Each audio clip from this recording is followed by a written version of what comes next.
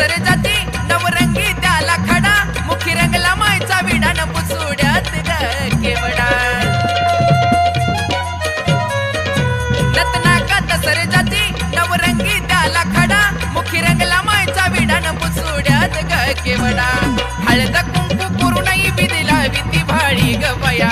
शंभू देवाची चंद्रावळी मांढरच्या